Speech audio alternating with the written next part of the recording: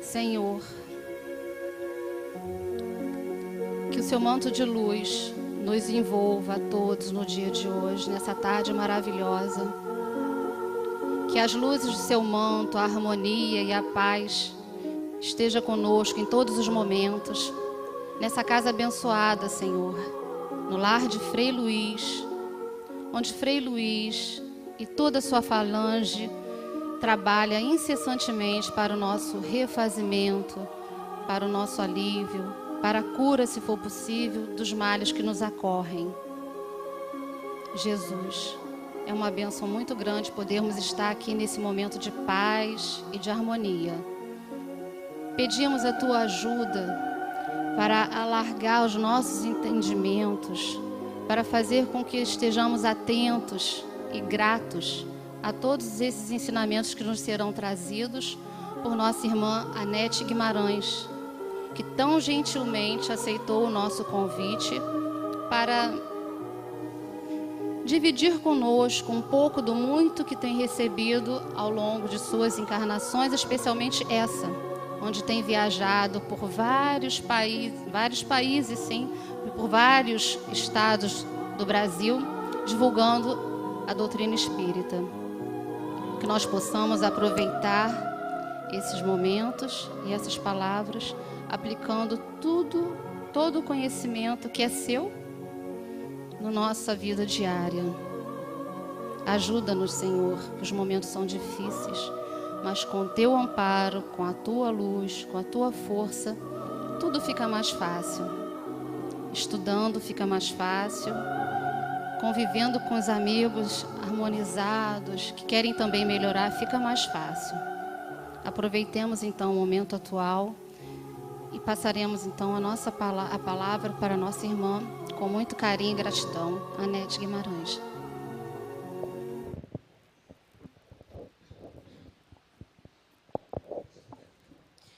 Uma boa tarde a todos. É um prazer estar com vocês na tarde de hoje.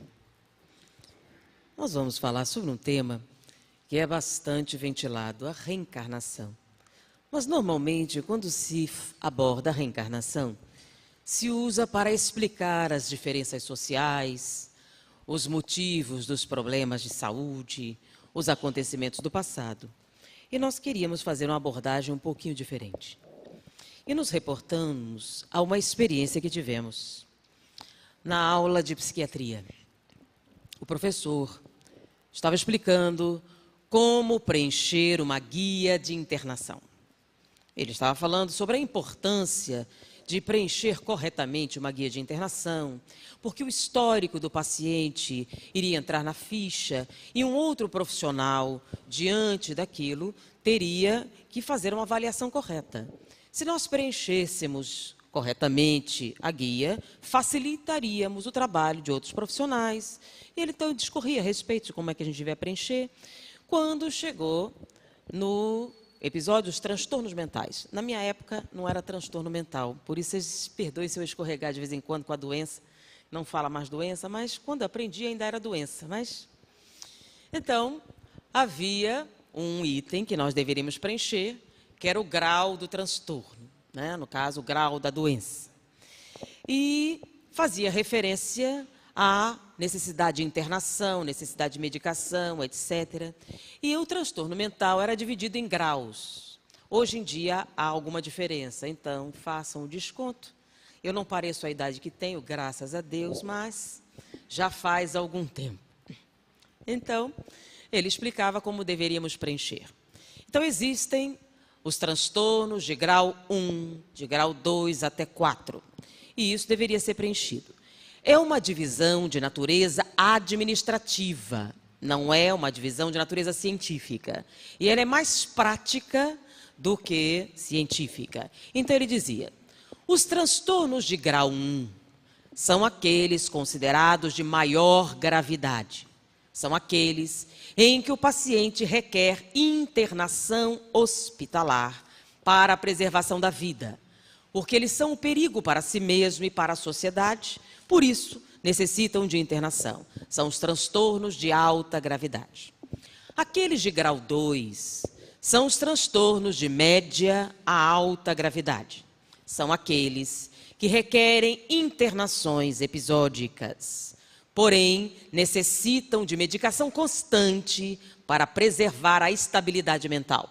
Então, de média a alta gravidade, são aqueles que necessitam a utilização da medicação. Se a medicação faltar, eles surtam e necessitam da internação. Aqueles de grau 3 são considerados de média gravidade. São aqueles que necessitam da medicação, mas não há indicação de internação. Eles precisam da medicação para a manutenção, mas a internação não é indicada. E aqueles considerados de grau 4 são aqueles que não requerem medicação de acompanhamento. A medicação é episódica, eventual.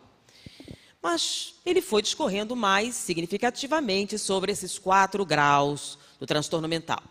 Os mais graves, o grau 1, de alta gravidade, são as oligofrenias, hebefrenias, esquizofrenias paranoicas. São aquelas em que a pessoa é um perigo para si mesma e também para a sociedade.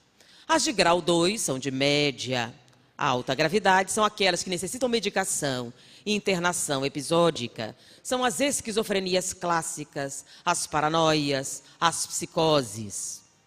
Aquelas consideradas de grau 3, que necessitam medicação, mas não internação, são os transtornos obsessivos compulsivos, os transtornos bipolares, as depressões mais graves, alguns casos de psicose mais leve.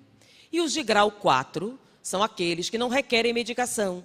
São as neuroses, algumas ansiedades, as depressões de expressão mais simples, em que a medicação é episódica ou sintomática e que o tratamento é através da psicoterapia.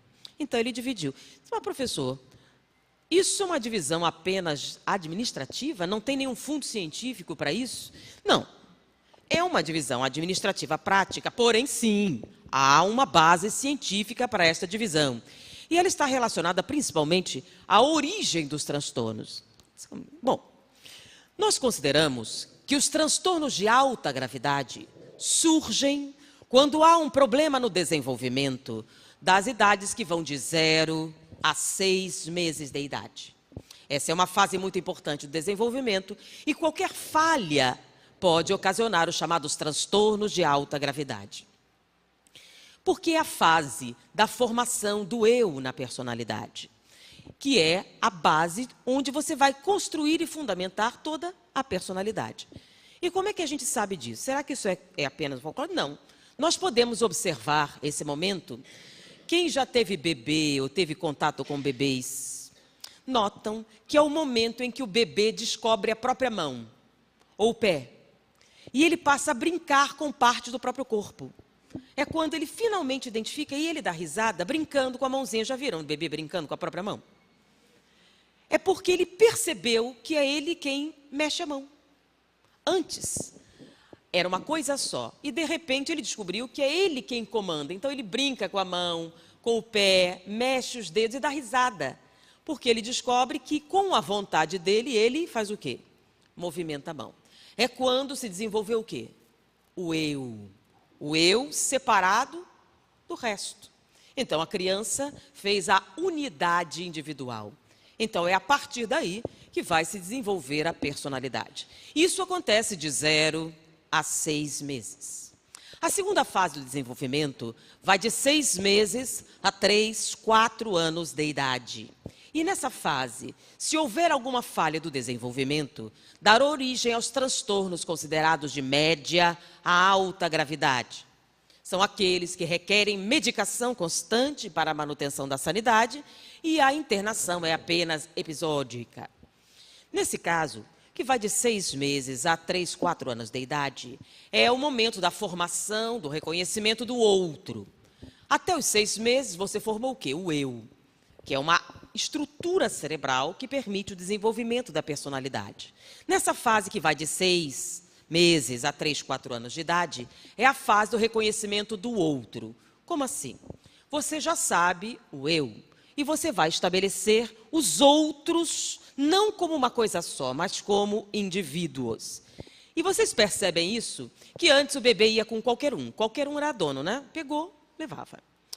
Nesse momento o bebê começa a estranhar, lembram? Ele começa a estranhar, porque ele começa a reconhecer o quê? Pessoas.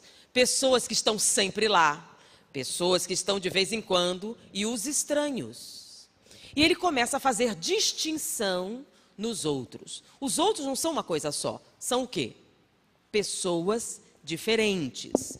E à medida que ele vai construindo isso no seu interior, ele começa então a reconhecer estas partes. É aí que o bebê começa a estranhar, e mais adiante, mais ou menos 3, 4 anos de idade, ele já sabe que existem vários tipos de outros. Essa é uma fase muito importante do desenvolvimento. Qualquer falha daí vai plasmar os transtornos de profundidade.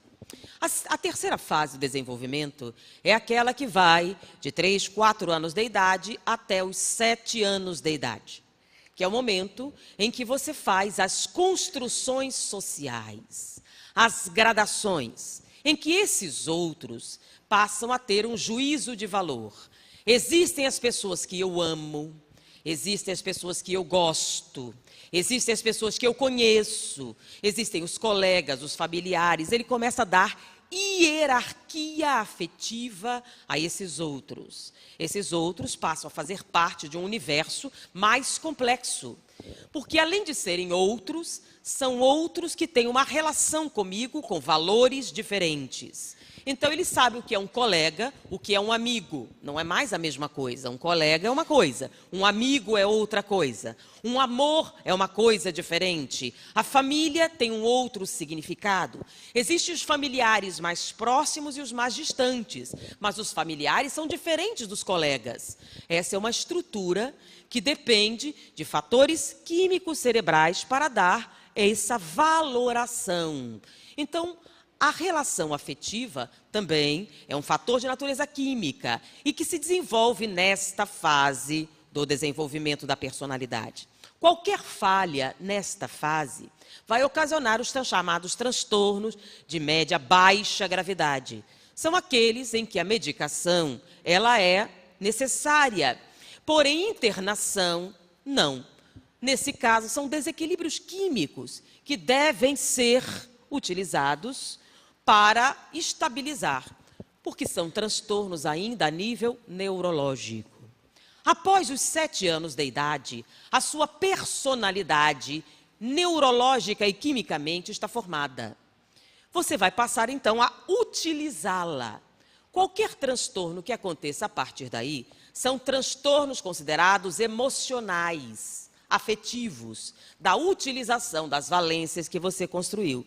Por isso, o transtorno, a partir dessa fase, ele terá um tratamento de natureza psicoterápica. Não há necessidade de medicação, porque você não sofre de um transtorno de natureza química, nem neurológica. Por isso, a medicação ela é episódica, na verdade, sintomática. Como, por exemplo, a Novalgina, que a gente usa para controlar a febre e a dor. Você vai usar ansiolíticos, o máximo um antidepressivo leve, algum calmante. Mas medicação de profundidade não é indicada, porque o transtorno é um transtorno de superfície. São considerados transtornos de baixíssima gravidade. São aqueles cuja indicação é a psicoterapia. Então, essas são as fases do desenvolvimento que dariam origem aos transtornos mentais, segundo esta divisão. Porém, essas datas específicas nos remetem a uma coincidência muito interessante. Então, vamos repetir. 0 a 6 meses, 6 meses a 4 anos, 4 anos a 7 anos e de 7 anos em diante. Essas idades específicas lembram alguma coisa? Lembram. André Luiz. André Luiz, num determinado momento, faz uma visita a uma outra colônia. E lá ele trava contato com um episódio muito interessante. Mas um pouco antes dessa viagem, ele está falando sobre a reencarnação e o seu mentor diz: A reencarnação física se completa aos 7 anos de idade. É coincidência? A reencarnação se completa aos 7 anos de idade. O que coincide com a informação psiquiátrica. O que tem a ver? O que é reencarnação física? Antes dos 7 anos, nós não temos todas as nossas células, nem as nossas estruturas. Somente aos 7 anos de idade, todas as células que formam os sistemas orgânicos estão completas. Ou seja, para você estar reencarnado, você tem que estar ligado ao corpo, molécula a molécula. Se a reencarnação se inicia na fecundação, ela só vai se completar aos 7 anos, quando você tiver todos os seus sistemas orgânicos, inclusive o cérebro, totalmente formados. Nesse momento, o espírito está o quê? Totalmente ligado ao corpo físico. E a cada 7 anos, nós renovamos todas as nossas células, com exceção das células cerebrais. Por isso que a reencarnação, se diz, fisicamente se completa aos 7 anos. Então, já temos aí uma coincidência. Mas não é só essa. Depois dessa informação, André Luiz faz uma viagem a uma colônia e, chegando lá, ele observa um fenômeno interessante. Crianças indo para a escola. Ele vê um grupo de crianças. Aí ele vê, mas crianças no mundo espiritual? Tem criança no mundo espiritual? Aí o mentor pede informação, a entidade estava ciceroneando eles na viagem, e pergunta, o nosso André gostaria de saber sobre as crianças. E ela dá a seguinte explicação. As crianças no mundo espiritual dependem de quando acontece a desencarnação. Como assim? Você sabe que a reencarnação, fisicamente falando, se completa aos 7 anos de idade. Então, ela se iniciou na fecundação. Quando é que fica o meio, então? Se começa na fecundação e termina aos 7 anos, o meio se dá mais ou menos o quê? 3, 4 anos de idade, não é verdade? Muito bem. Se a desencarnação acontece antes dos 4 anos de idade, você retorna à pátria espiritual como um adulto, porque você está muito mais para lá do que para cá. Se a desencarnação acontece após os 4 anos de idade, é muito comum você retornar à pátria espiritual como uma criança e fazer o desenvolvimento no mundo espiritual, como uma criança faria na Terra até assumir a sua personalidade adulta. Mas por que isso acontece? E aí eles discorrem a respeito do processo da reencarnação. E vamos ver, antes de a gente falar em processos espirituais, vamos ver se há procedência, se há reciprocidade nas informações de natureza científica. Então ele diz, se a reencarnação começa na fecundação, quantas células existem ali? Uma, é a célula ovo. Quantas células existem no perispírito?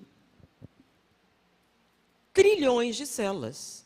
Trilhões de células que vão se ligar a uma só. Então, você está mais encarnado ou mais desencarnado? Você está mais desencarnado. Aí, essas células se dividem em duas, as duas em 4 e vão numa progressão geométrica. Com uma semana, você tem algumas centenas de células. Ainda há uma diferença enorme entre as trilhões de células que compõem o perispírito. Então, com uma semana, você está mais para lá ou mais para cá? Mais para lá. Mais desencarnado do que encarnado.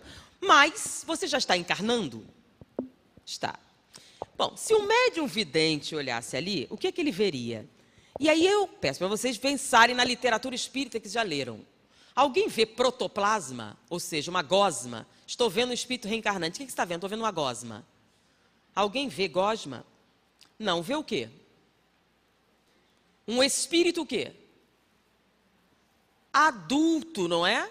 Então, normalmente, nessas fases, você vê o quê? Espírito adulto. Ninguém vê protoplasma, estou vendo uma gosma esquisita, nada disso.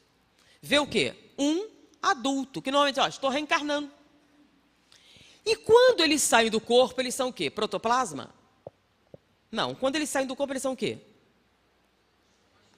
Adulto, um espírito adulto. Porque só tem algumas células. E ele está muito mais o quê? Desencarnado do que encarnado. Logo, quando ele sai do corpo, ele sai como? Como um adulto. E até quando isso acontece? Então, vamos para as primeiras fases. Então, passam-se mais algumas semanas, você tem um mês. Com um mês, você ainda não tem o cérebro. Não tem memória, não tem visão, audição, nada. Ou seja, o espírito, quando sai do corpo, está ligado ao cérebro? Não, você não tem cérebro ainda. Logo, quando você sai do corpo, o espírito mantém qual cérebro? O dele. Se ele usa o cérebro dele, ele tem lucidez?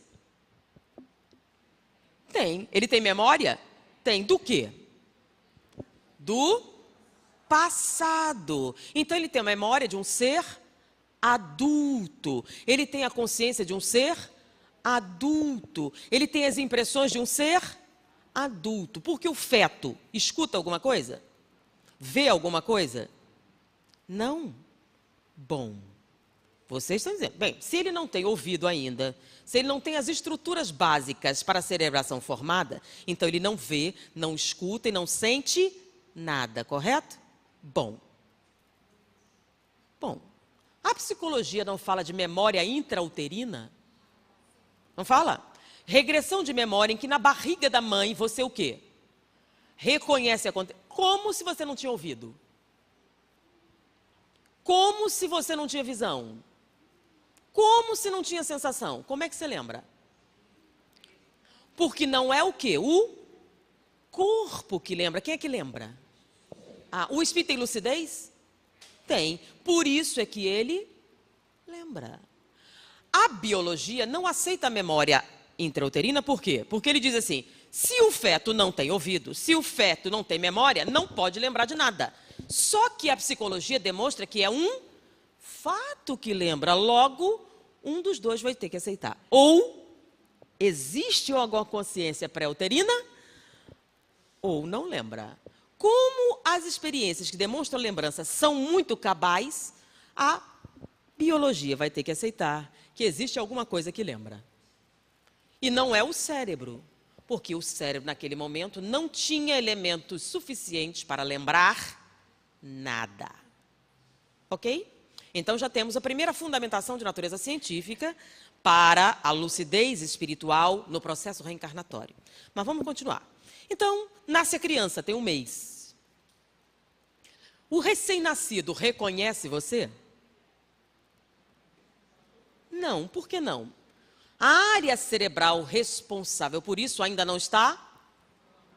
Até quando o cérebro multiplica os seus neurônios? Até 4 anos de idade. Até mais ou menos 4 anos de idade que você tem o quê? Multiplicação de neurônios. Então, a estrutura cerebral, como nós conhecemos, se estabiliza em torno de 4 anos de idade. Então, o recém-nascido, ele ainda não reconhece você, ele não enxerga, então ele não distingue o som, ele escuta, mas ele não distingue, então ele não tem consciência. Quanto tempo um recém-nascido passa dormindo? Ou melhor, é mais fácil, quanto tempo ele passa acordado? Quem já teve um recém-nascido, quanto tempo eles passam acordados? Das 24 horas do dia, eles passam acordados umas 4. Sendo que essas 4 são divididas, mama e dorme. Quando ele sai do corpo, ele sai como recém-nascido? Não, ele sai como... Primeiro, o cérebro não tem nenhuma exigência. Então, quando ele sai do corpo, ele mantém o cérebro de quem? Do anterior. Se ele mantém o cérebro do anterior, ele tem consciência? Tem. Tem memória? Tem. Ele tem capacidade de discernimento? Tem. Quando é que isso começa a desaparecer? À medida que o bebê vai crescendo, ele vai ficando cada vez mais tempo acordado. E as exigências vão se tornando maiores. Lembram com 6 meses? Com 6 meses, o bebê agora presta atenção em tudo. Lembra? Ele agora está estabelecendo o outro. Então, as exigências cerebrais vão ficando paulatinamente maiores, mas ainda não são totais. Então, aos 6 meses, quando o espírito sai do corpo, ele sai como bebê de 6 meses ou sai como adulto? Como adulto. Quando é que o espírito reencarnante começa a perder a lucidez? Em torno de 4 anos de idade. Então, entre 3 e 4 anos de idade, ora ele sai adulto, ora ele sai criança. Por quê? Porque as exigências cerebrais de uma criança de 3, 4 anos de idade são o quê? Quase totais. Aos 4 anos, o cérebro está totalmente ativo. Logo, o espírito está ligado ao corpo pelo cérebro. E é o cérebro que mantém as lembranças e a lucidez. Se o seu cérebro agora é de criança, quando você sai do corpo, você sai como o quê? Como uma criança. Mantém a lucidez? Não. Agora você é uma criança, com as suas lembranças de criança, com o seu conhecimento de criança, e perdeu as suas lembranças de adulto, com a consciência de adulto, etc. e tal. Tem lógica?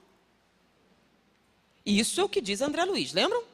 Se a desencarnação acontecer antes dos 4, vai como adulto. Depois dos 4, vai como criança. Agora vamos ver, tem procedência ou não? Eles observaram em neonatologia, verificou-se com estudos. O que é neonatologia? É a área médica que estuda o neonato, o recém-nascido. Mas principalmente a divisão que cuidava de prematuros. O que é um prematuro? É um bebê que nasceu antes do tempo. E você chama de prematuro porque ele tem fragilidades que o bebê a termo não tem. Uma delas é a fragilidade pulmonar e outra é a fragilidade de natureza imunológica. Com essa fragilidade, é um risco muito grande a contaminação. Porque como ele é imaturo, uma contaminação, qualquer tipo de agressão em termos de micro-organismo poderia ser fatal. Por isso, o bebê prematuro deve ficar aonde? Na incubadora, ou então, se ele for muito prematuro, permanecer numa UTI. O que é uma UTI? Unidade de Terapia Intensiva. Quais são as características de uma UTI? Unidade de Terapia Intensiva. Quando você leva alguém para lá, é porque essa pessoa está o quê? Muito mal, muito risco. Então, numa UTI, o que é que nós temos? Primeiro, ela não é igual a um centro cirúrgico, mas a asepsia é grande. Por quê? Porque alguém que está na UTI é alguém que está o quê? Fragilizado, vulnerável. Por isso, a higiene não é a mesma que um quarto particular. É uma higiene maior? Então, para você entrar numa UTI, o que você precisa? Quem já foi numa UTI? O que você tem que fazer para entrar na UTI? Vai ter que lavar a mão de determinada maneira, vai ter que trocar de roupa, vai tirar a sua roupa e vestir uma roupa especial, para evitar o quê? Contaminação. Qualquer um pode visitar alguém na UTI? Não. Por que não? Para evitar a contaminação. Se estamos falando de um prematuro, nós estamos falando de um ser ainda mais frágil do que um adulto que esteja na UTI, certo? De maneira que no início era uma asepsia total, era como um centro cirúrgico. A criança ficava na incubadeira e ninguém tinha acesso, a não ser as enfermeiras especializadas. Porém, com o passar do tempo, percebeu-se um fenômeno muito interessante. Bebês isolados dos pais tinham uma queda acentuada da atividade imunológica. Bebês cujos pais tinham contato, ou seja, bebês prematuros que ouviam a voz dos pais, que tinham contato físico com eles, tinham uma melhora acentuada do sistema imunológico. Peraí, mas como? Recém-nascido não reconhece ninguém. Lembra? Não tem memória, não pode. Não interessa, o fato é que a curva de desenvolvimento do prematuro, que tem acesso aos pais e familiares, é 87% superior do que aqueles que não têm contato com os familiares. Como? se o prematuro não reconhece ninguém, não tem cérebro para isso. Não importa. O fato é que o recém-nascido prematuro reconhece não só o pai e a mãe, pai, mãe, irmãos e até outros familiares próximos.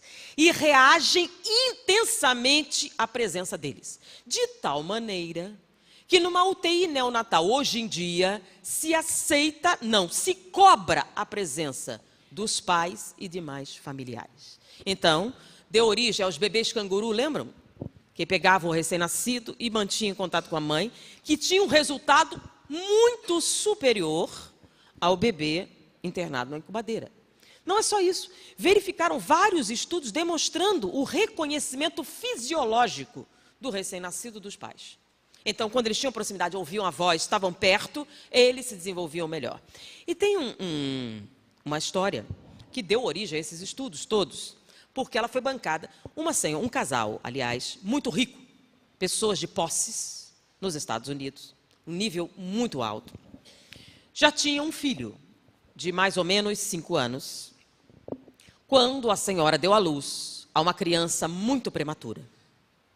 Era um bebê, o segundo bebê muito esperado.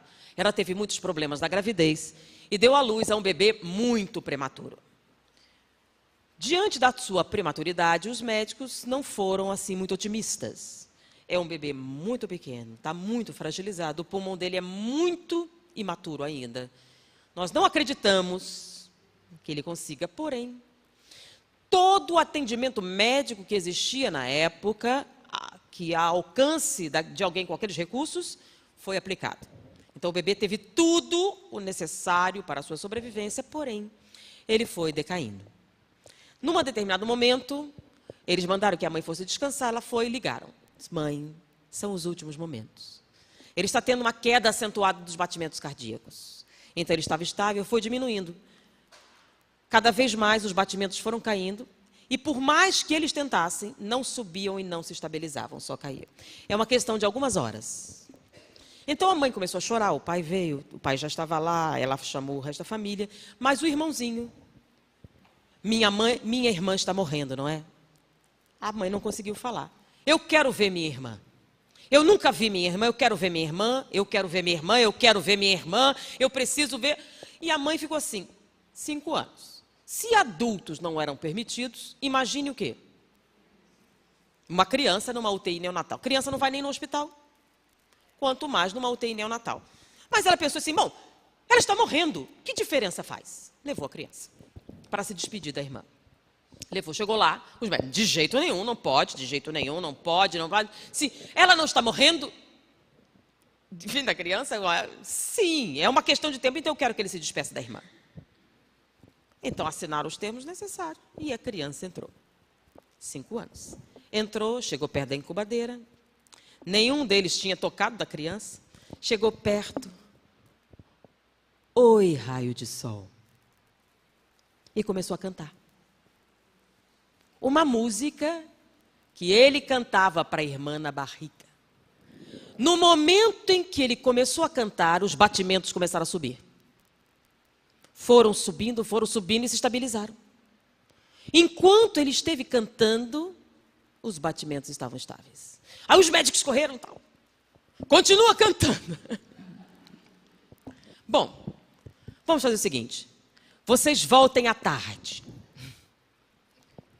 Aí a criança ficou estável. Eles voltaram à tarde.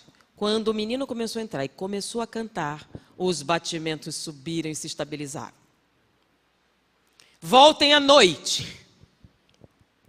E a partir do dia seguinte, foi providenciado para os pais e a criança um quarto ao lado. E eles tiveram acesso, transferiram a criança, que estava muito mal, para um quarto para ter acesso. Enquanto o menino esteve lá e falava com a criança, ela foi se estabilizando, foi se recuperando e se tornou um bebê perfeitamente saudável. Diante do ocorrido, os pais resolveram financiar um estudo para demonstrar a interação entre pais e crianças numa prematuridade, que deu origem a diversos estudos que mudaram a forma com que se lida com a prematuridade hoje nas UTIs neonatais. Agora, há embasamento biológico? Não. Porque, biologicamente, recém-nascido não escuta, não enxerga, não reconhece, não tem cérebro suficiente para lembrar. Importa? Não. O fato é que eles reagem positivamente à presença dos parentes. Isso é aceito em qualquer lugar do planeta, de que bebês recém-nascidos reconhecem os pais. Porque não é qualquer adulto que faz isso. Somente os pais e parentes próximos. Um outro adulto que toca a criança não tem o mesmo resultado dos pais fazendo isso. Então, importa o que a biologia acha? Não. O que importa são o quê? Os fatos. E esses fatos vêm de encontro à informação de André Luiz, não é não? Ou seja, se no corpo não reconhece o espírito, e quem é que está presidindo o processo? Eles ainda estão reencarnando, não estão reencarnados. A reencarnação mesmo só acontece aos 7. Então, eles estão em fase de reencarnação. Então, nessas fases, quando eles saem do corpo, eles saem como? Quem já teve a experiência de conversar com um recém-nascido nervoso e ele se acalmar? Conversar, pode levantar o braço. Conversar com o bebê na barriga e ele se acalmar. Qualquer pessoa tem histórias a respeito. Por quê? Mas conversar mesmo. Conversa, explica e ele entende. Recém-nascido não, lembra? Não escuta, não enxerga. Mas o espírito reencarnante é lúcido. E como ele é lúcido, ele é muito sensível a uma conversa de homem para homem. Porque a sua lucidez é grande. Então, com isso, nós temos um relacionamento. Mas não é só isso. Além disso, nós temos uma outra fundamentação muito interessante. Doutora Helen Van Bach, uma psicoterapeuta infantil canadense radicada nos Estados Unidos, conta no seu livro o primeiro contato que ela teve com algo inusitado.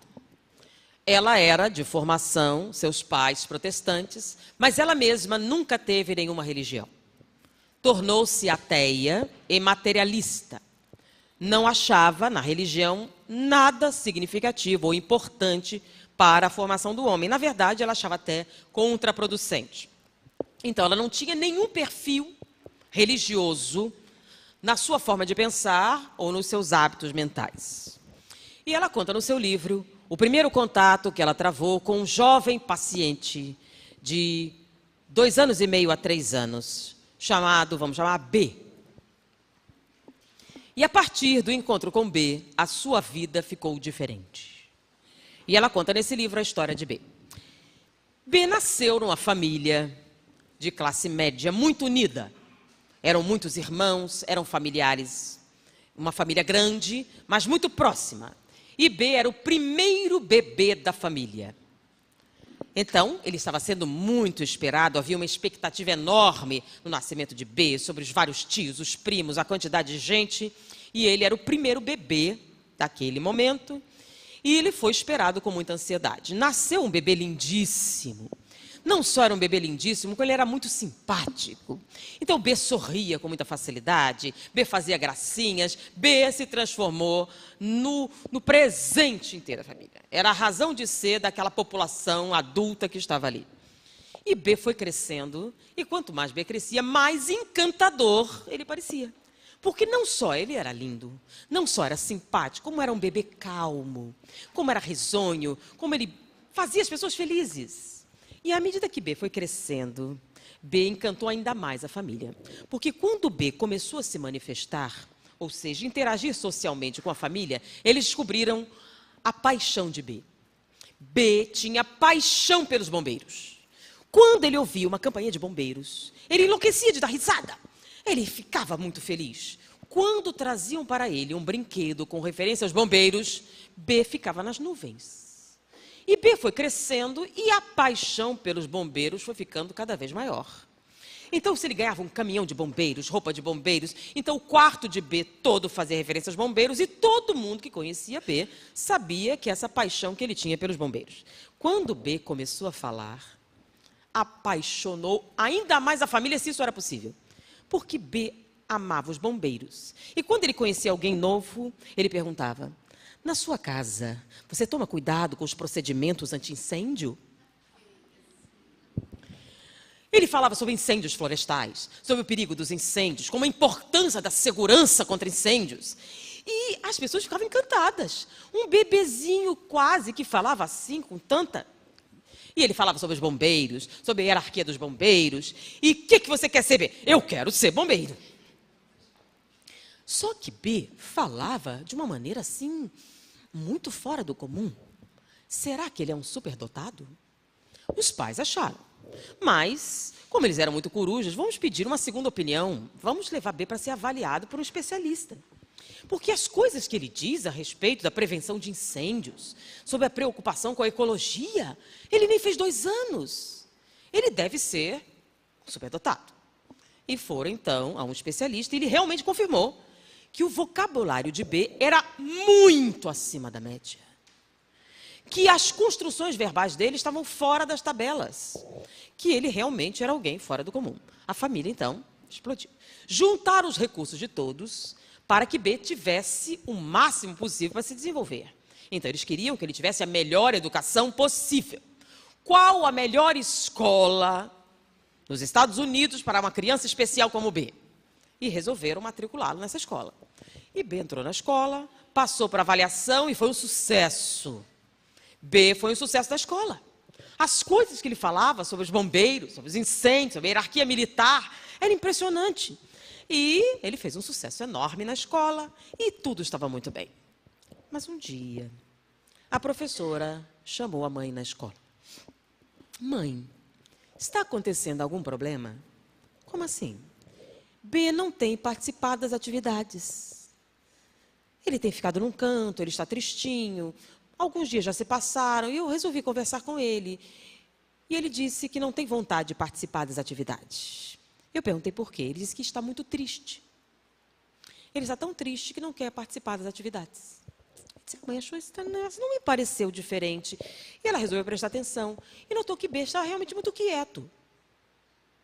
Mas isso acontecia às vezes com B, mas ela começou a prestar atenção. Chamaram de novo na escola. B está tendo dificuldade para se alimentar. Ele disse que está muito triste. Algo está acontecendo? Não, nada. Ela chamou B. B, há algum problema na escola? Não. Você não gosta da escola? Você estava tão feliz? A professora disse que você não quer participar das atividades. Eu não tenho vontade. Por que, B, você não quer participar das atividades? Nada, não. Diga, B, por quê? Porque estou triste. Eu estou muito triste. Mas por que, B, você está triste? Mas B começou a ter problemas para se alimentar em casa. Ele não queria comer. Por que, B, você não quer comer? Estou triste. B começou a ter problemas para dormir. Eles ficaram muito preocupados. O que está acontecendo? E aí, eu estou triste. Por que, B, você está... Alguém fez alguma coisa com você na escola? Foi um professor? Foi algum colega? Algo aconteceu com você? Não, mãe, não foi nada disso. É que eu estou com saudades. Com saudades, B? Sim, saudades. Mãe, eu sou B, seu filho.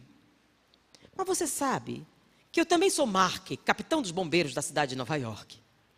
E eu estou com muita saudade da minha esposa e dos meus filhos. A mãe riu, uma coisa engraçada. Porque esse personagem Mark é um personagem antigo. Toda a vida ele falava que ele era capitão dos bombeiros. E depois de algum tempo ele começou a dizer que ele era Mark, o capitão dos bombeiros. E o Mark tinha muitas aventuras. O Mark salvava crianças, o Mark salvava florestas, o Mark salvava animais. O Mark... E era um personagem conhecido da família. Mas aquilo já estava estranho. Ela foi conversar na escola. E realmente ele estava com um quadro depressivo. E quando os outros pressionaram assim, estou com saudade da minha esposa e dos meus filhos. Aí a professora sugeriu que eles procurassem um terapeuta. Porque a imaginação de B saiu ao controle.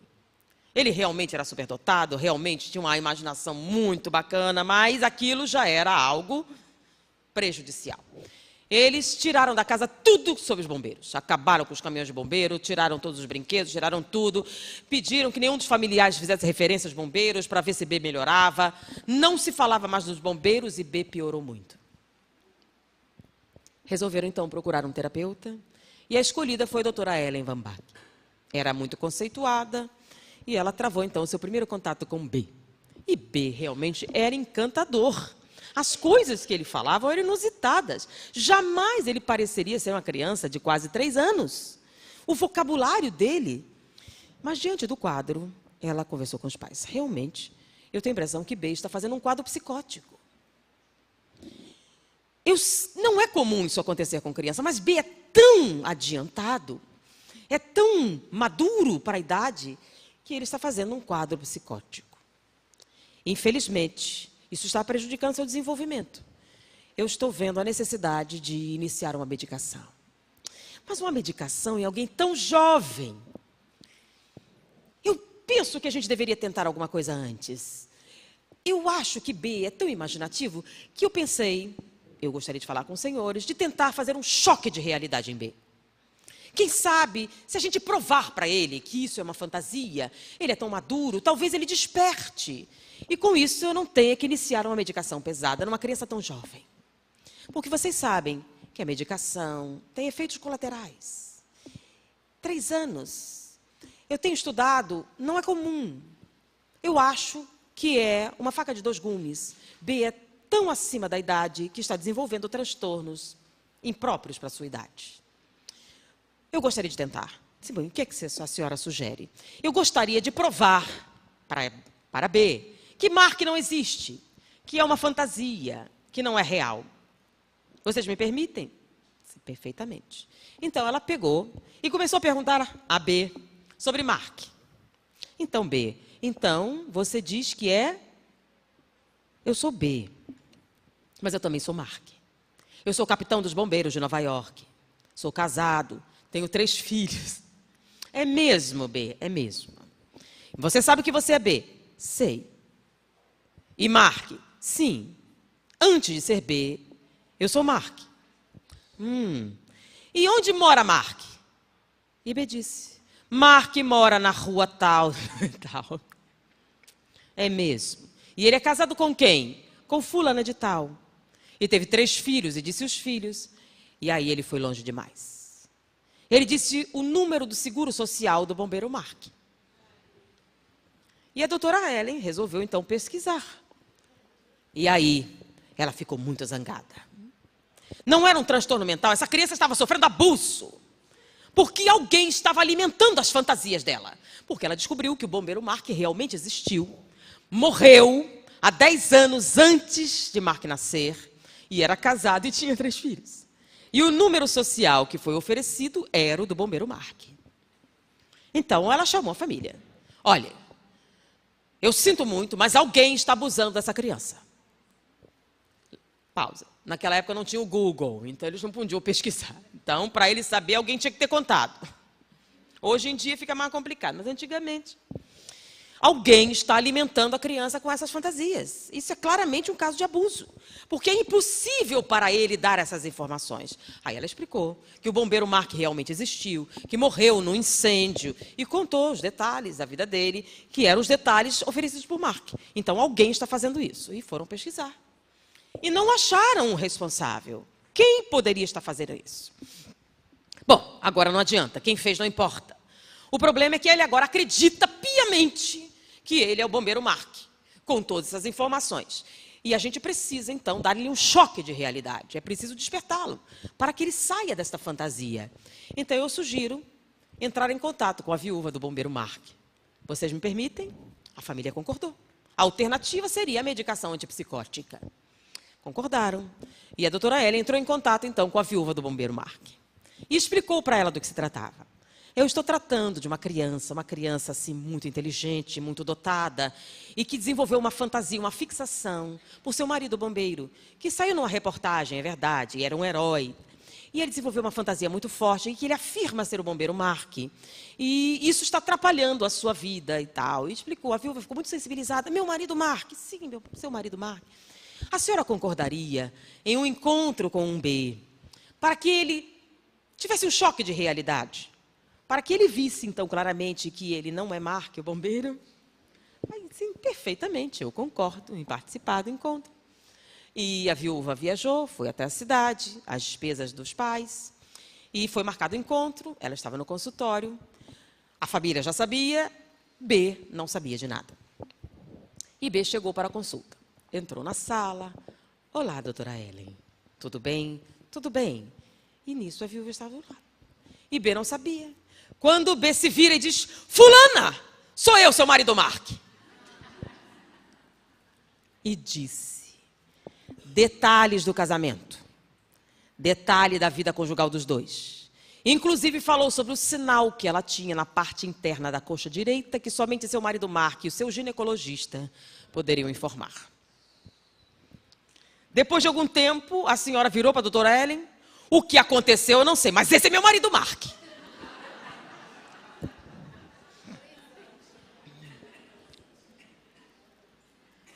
A doutora Ellen não tinha o que falar. Porque ele reconheceu a senhora, perguntou pelos amigos, sabia detalhes impossíveis. De tal maneira que viu assim, o que aconteceu eu não sei. É Mark, meu marido. E agora? B matou as saudades da esposa, ouve notícia dos filhos, se tranquilizou, se recuperou. E agora? Doutora Ellen resolveu pesquisar. Será que existem outros casos semelhantes? E descobriu que aquele não era o primeiro. Haviam vários outros casos relatados. Mas, nesses casos, eles diziam que não se preocupasse, porque os sintomas desapareciam em torno de 3, 4 anos de idade. Vários casos foram relatados, de experiências semelhantes, mas que desapareciam em torno de 3, 4 anos de idade. Ela conversou com a família, falou daquilo, do que se tratava. Inclusive, hoje em dia, não se faz mais a avaliação de coeficiente de inteligência, de QI, antes dos 6, 7 anos de idade. Por quê? Porque a quantidade de falsos positivos que acontecem são muito grandes, principalmente se a medição for feita antes dos 4 anos de idade. E a explicação que os médicos deram é que entre 2 e 4 anos de idade, algumas crianças sofrem de uma explosão de atividade neuronal, uma hiperatividade neuronal, que fariam com que elas apresentassem uma característica de superdotação que, na realidade, não continuava, porque depois o cérebro se estabilizava. Eles tinham que explicar de alguma maneira, não é verdade? Crianças entre 2 e 4 anos de idade, com um vocabulário acima da média, com uma capacidade de verbalização fora do comum, com conversas altamente complexas. Quem já viveu isso? Inclusive, antigamente, os pedagogos diziam que isso acontecia porque elas conviviam muito com o adulto. E quando depois dos 4 anos iam para a escola, perdiam isso. Mas espera aí, eles não continuavam convivendo com os adultos? Mas eles não perdiam só o vocabulário, perdiam a articulação, aquela característica. Então, é muito comum crianças entre 2 e 4 anos de idade parecerem o quê? Adultos, nas coisas que dizem, nas coisas que falam, na articulação, na capacidade de conversação. E depois dos 4 anos, ficam o quê? Perfeitamente normais. Então, eles chamaram isso de síndrome da hiperatividade cerebral. E, inclusive, em alguns casos, como o de B, diziam que essas lembranças apareciam, alguns surtos psicóticos decorrentes dessa hiperatividade. Mas, doutora Ellen não se convenceu. Aquilo não era um surto de hiperatividade. Aquilo era um homem num corpo de uma criança. E que realmente, da mesma maneira que indicaram, B melhorou, eventualmente ele pedia para falar com ele, mas quando B fez 4 anos, as lembranças desapareceram. Nunca mais ele falou sobre Mark, o bombeiro. E quando ele encontrava a viúva, oi tia fulana, deixou os comentários, deixou tudo, e deixou aquela genialidade que ele apresentava também. Se tornou uma criança perfeita. perfeitamente normal, que passou a frequentar uma escola normal, como qualquer outra criança. Mas, doutora Ellen, a partir daí passou a pesquisar esses quadros de hiperatividade cerebral. E chegou à conclusão que não era hiperatividade cerebral, que era reencarnação. E ela passou, então, a tentar provar a realidade da reencarnação, o que ela fez num livro Você Já Viveu Antes, em que ela, usando métodos estatísticos, demonstrou a realidade da imortalidade da alma. Mas tudo começou com B, o seu jovem paciente. Mas o que eu gostaria de ressaltar, apesar da história ser interessante, foi o quê? Qual a idade que os cientistas dizem ter relação com a hiperatividade cerebral? Coincidência? Olha só. 0 a 6 meses, 6 meses a 4 anos de idade, 4 a 7 anos. É coincidência? Por que é que as lembranças desaparecem aos 4 anos? Lembra o que acontece aos 4 anos? Bom, até os 4 anos, quando o espírito sai do corpo, ele é um. Depois dos 4 anos é uma. Então, por que ele perde as lembranças? Porque ele perde a lucidez. E agora ele é uma criança. O seu cérebro é de uma. Mas até aí, como quando ele sai do corpo, ele ainda é um. Muitas lembranças do passado se infiltram na sua vida presente. Por isso eles apresentam essa inteligência fora do comum, muitos deles lembranças. E se nós prestássemos atenção às brincadeiras, nós veríamos ali uma coerência que você não encontra com crianças mais velhas. Em que muitos pedagogos explicam a convivência somente com adultos. Não é explicação plausível. Se se faz a medição intelectual, normalmente o nível intelectual é o quê? Superior à idade cronológica. O que não acontece se você medir depois dos 6 anos de idade. Então, já temos mais uma evidência para fundamentar a tese de André Luiz do processo reencarnatório. Agora, qual o significado disso na vida prática? Muda alguma coisa no nosso dia a dia o conhecimento desse fenômeno? De como se dá a reencarnação? Imaginem um divórcio litigioso. O que é um divórcio litigioso? O que acontece num divórcio litigioso? Briga é pouco, né? Um divórcio litigioso é aquele que vai ser feito através de advogados e de um juiz. Por quê? Porque eles são incapazes de chegar a um acordo. Então, eles vão precisar de advogados, juízes, né? E uma corte para decidir. Normalmente, a briga pela guarda, a briga por bens, a briga por dinheiro, a briga por tudo. Mas as brigas mais terríveis são pelo quê? Pela guarda da criança. Mas uma coisa que a gente sabe sobre divórcio é que a gente tem que ter muito cuidado com o que diz na frente das crianças, não é verdade? É muito comum as pessoas tomarem muito cuidado com o que dizem na frente de uma criança de 3, 4 anos. Por quê? Para não traumatizar a criança é o que dizem, né? Mas é verdade porque a criança vai e conta tudo que você fala.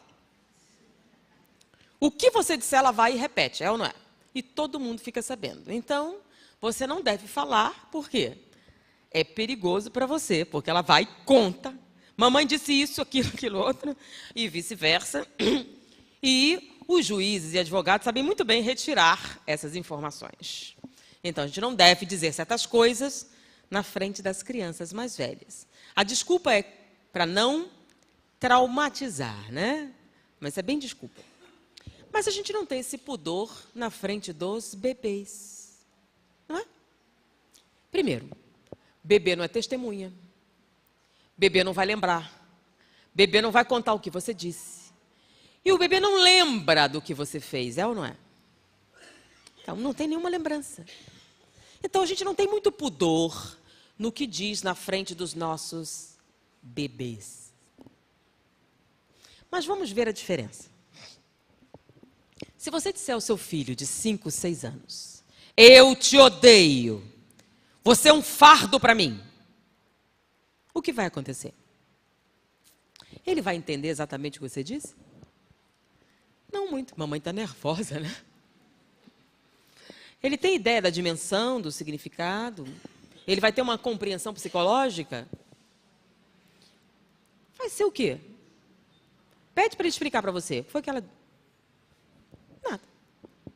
Mas se você disser isso para o seu bebê de 6 meses, o que vai acontecer?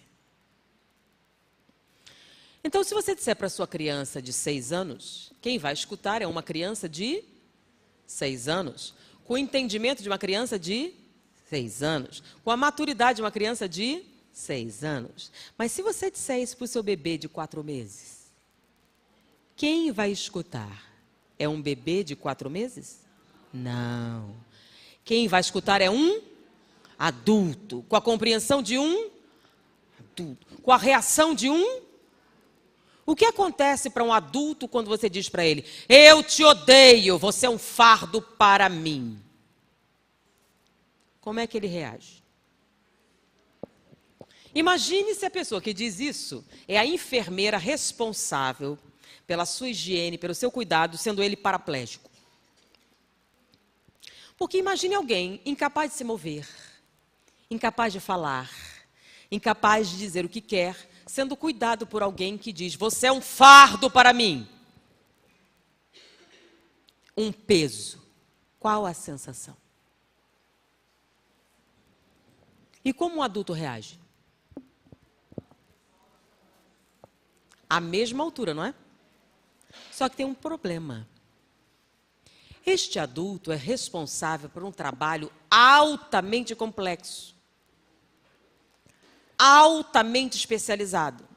O que é que ele está fazendo? Ele está construindo o cérebro. De 0 a 6 meses, ele está trabalhando as fundações da personalidade, a fundação neurológica, a fundação química, o que vai dar origem às estruturas básicas do funcionamento cerebral. Se nesse momento você é tomado de ira, de mágoa, de medo, de angústia, onde você vai atrapalhar? Na formação da estrutura da sua personalidade. Vamos voltar ao início da palestra. Transtornos de grau 1, considerados de alta gravidade, são aqueles em que o transtorno se plasma a partir de 0 a 6 meses de idade. Se for depois dos 6 meses, a estrutura neuronal está estabilizada, mas você ainda está construindo o quê?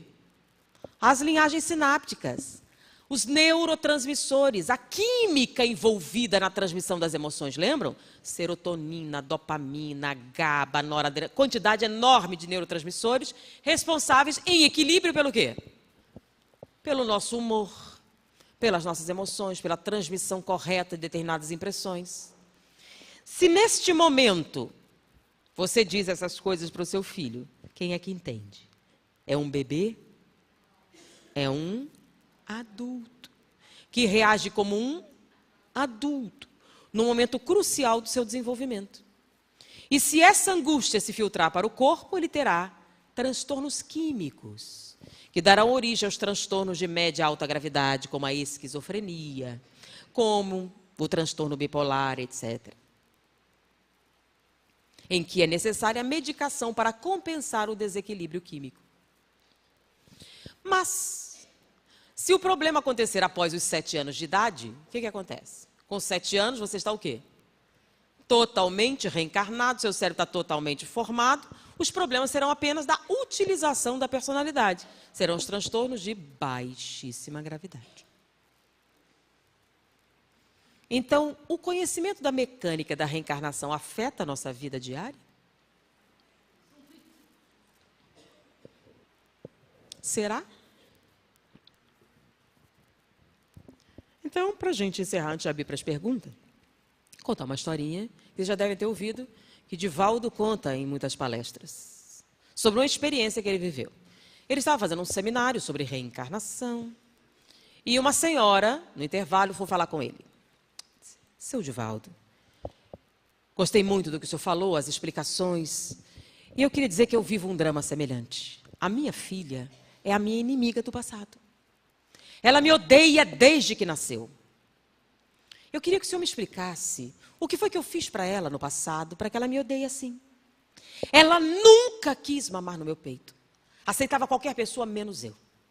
Toda vez que eu tentava pegá-la, ela reagia violentamente contra mim. Qualquer pessoa, ela ia, menos comigo.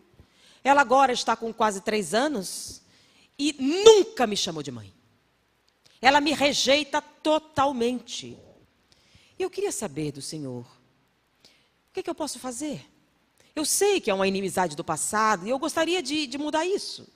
O que é que eu posso fazer? Ele ficou sensibilizado e perguntou à sua mentora espiritual que orientação ele deveria dar.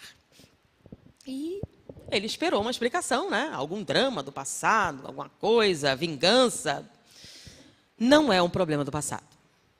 É um problema do presente. Mas peraí, ela só tem 3 anos. O problema é do presente. Começou no parto. Aí a senhora veio e disse, olha, nós pedimos orientação aos mentores espirituais e eles disseram que vocês não têm inimizade do passado. Não são inimigos da outra encarnação, pelo contrário. Ele diz que o problema começou no presente, no parto. Então ela tem um problema mental? Ele disse, não. Diz que o problema entre vocês começou no parto. Mas não pode ser. Não aconteceu nada no parto.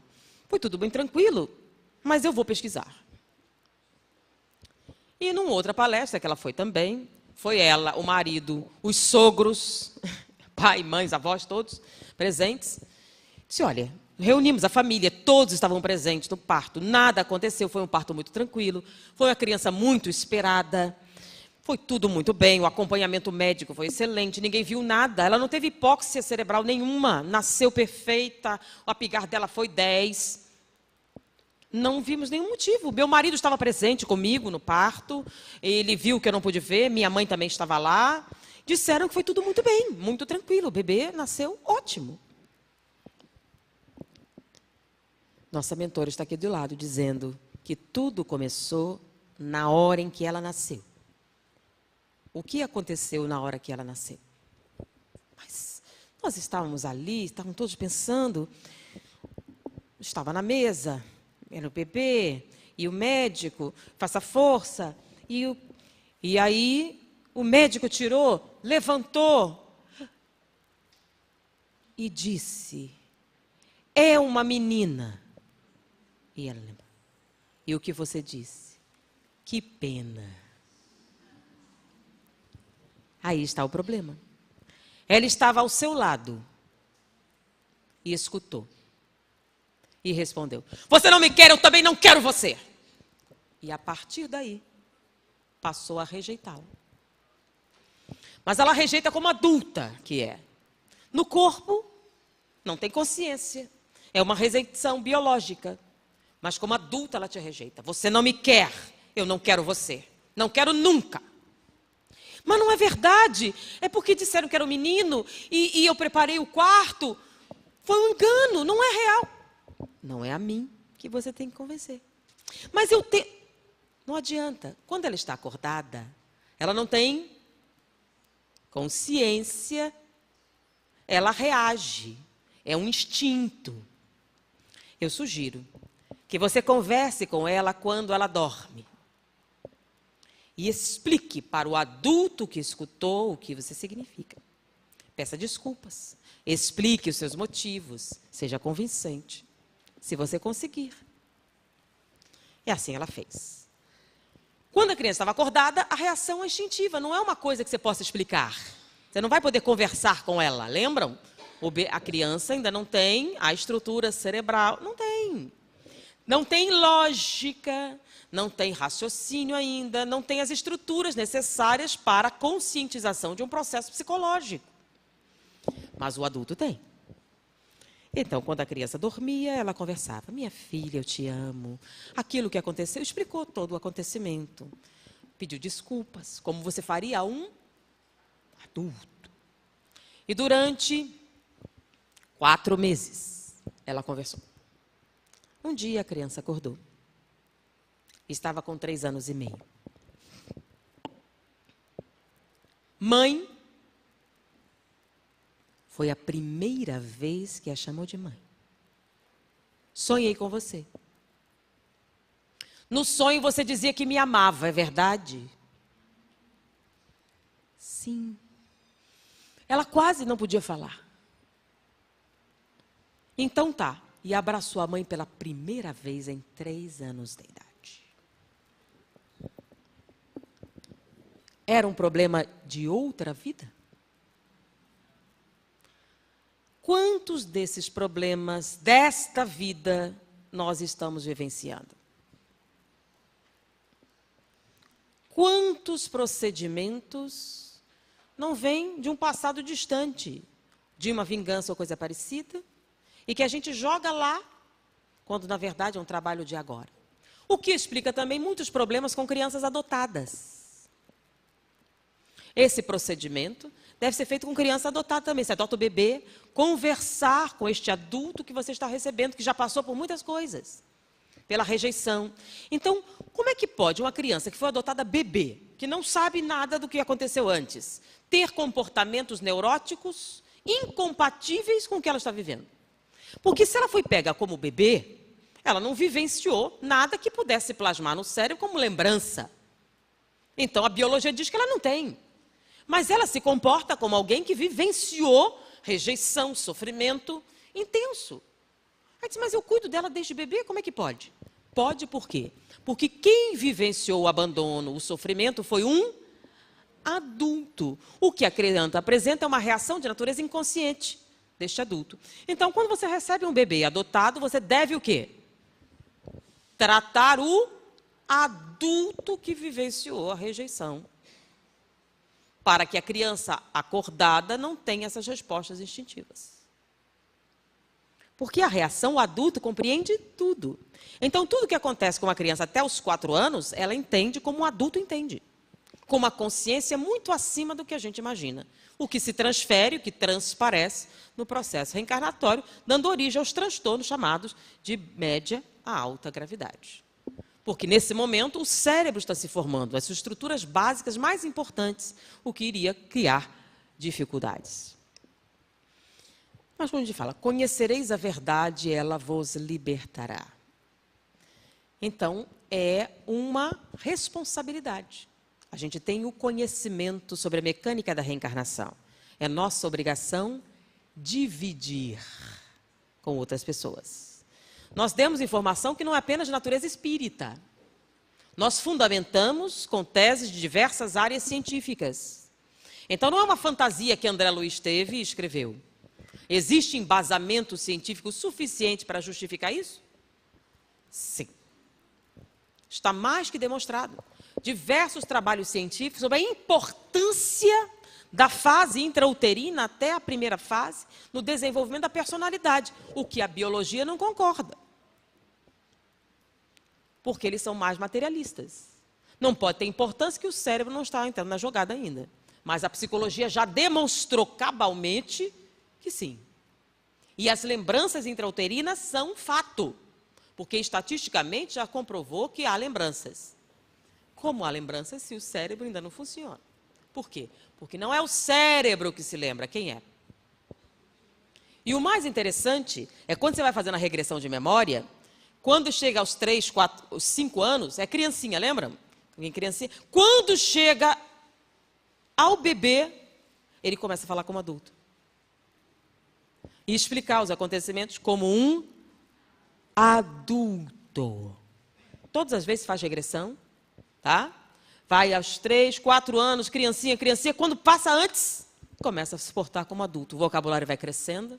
Quando começa a falar das lembranças intrauterinas, fala como um adulto. Mesmo os psicólogos que não acreditam na reencarnação e fazem a regressão até o útero, se impressionam, porque quando eles falam do útero, falam como adultos, totalmente conscientes do que há ao redor. Inclusive falam de crises dos pais, de coisas que foram faladas, rejeição do pai no ventre. Esse filho não é meu, coisas desse tipo. E que criam obstáculos no desenvolvimento psicológico. Mas você não podia lembrar, ninguém disse. Não, ele lembra dentro da barriga. Ele quem? O adulto que vivenciou isso. Por isso é que o desenvolvimento das lembranças é tão complexo. As emoções são intensas. Só que elas, quando se manifestam fisicamente, se dão de maneira o quê? Totalmente inconsciente. Porque no corpo tem lembranças? Não, são lembranças que vêm do espírito. Ok? Foi um prazer estar com vocês. Agora a gente tem um tempinho para...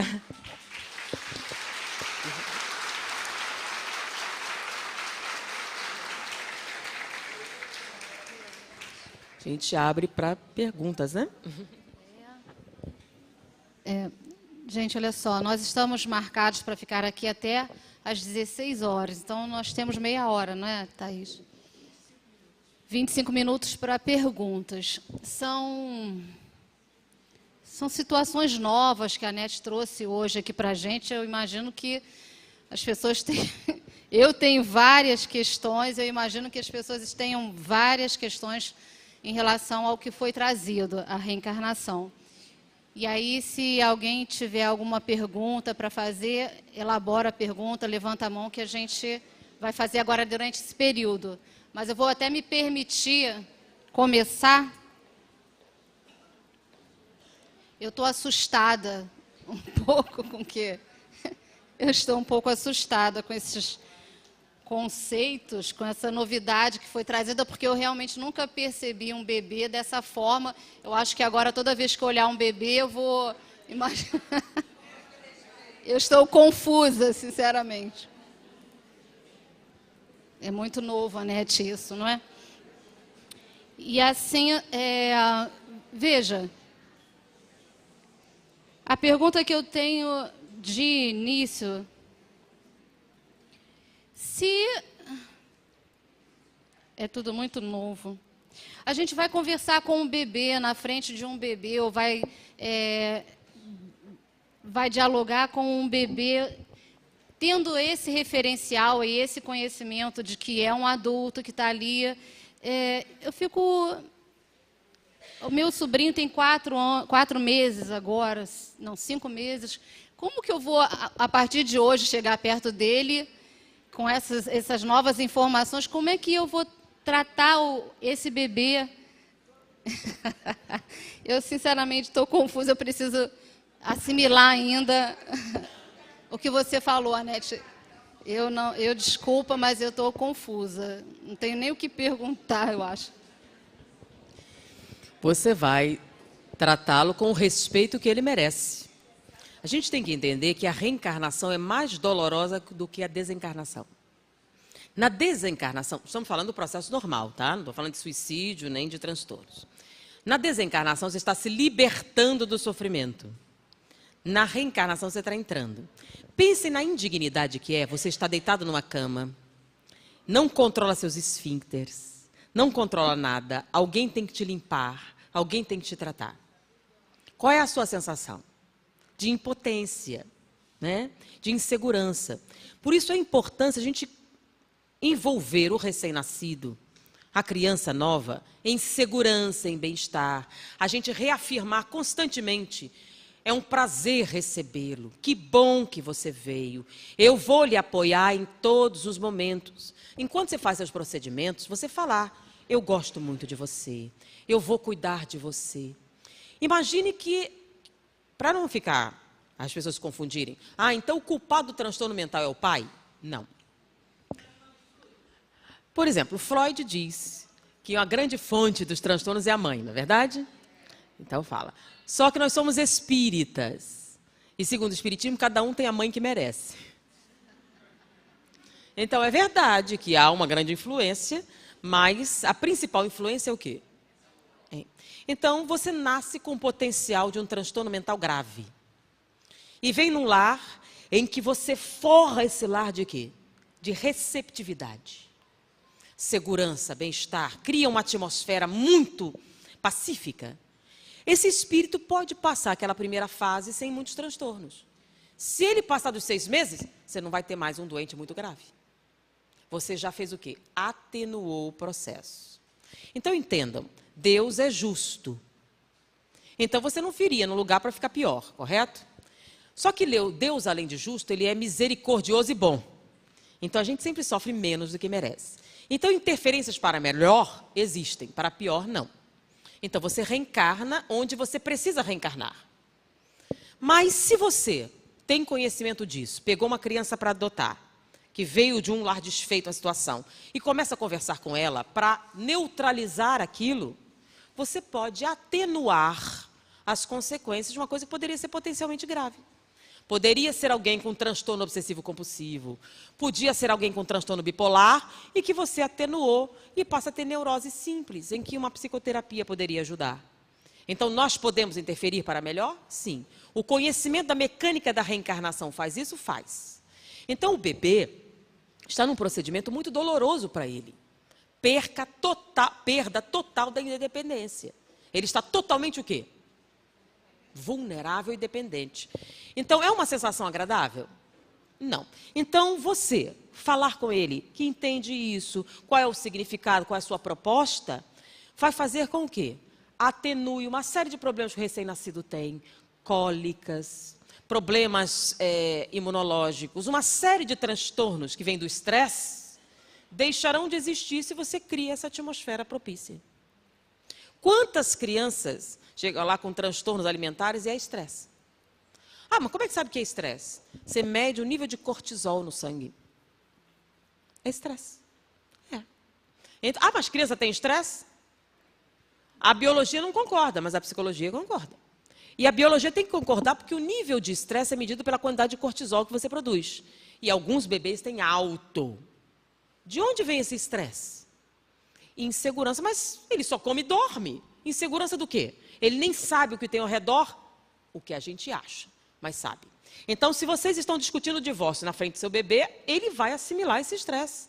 Se vocês estão discutindo quem vai ficar com essa criança, que peso, tudo isso está o quê? Aumentando o nível de estresse. Tem consequências? Tem. Tem consequências. Então, a gente tem que levar isso em consideração. Então, como é que a gente trata o bebê? Com respeito. Como você trataria alguém que está totalmente dependente e precisa de auxílio, numa situação de insegurança. Então, reconheça essa situação, tá? E fale. É bom repetir sempre. Como é bom tê-lo aqui. Que alegria eu tenho em cuidar de você. Você está dando banho? Fala da alegria. É ou não é uma alegria? Mas verbalize isso para a criança acompanhar isso. Porque para ela não é não.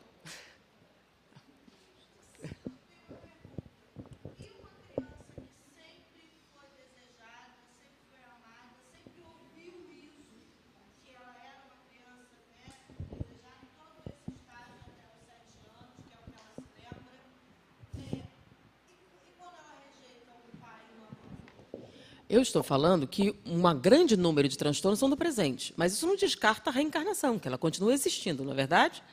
Então, existem inimigos do passado.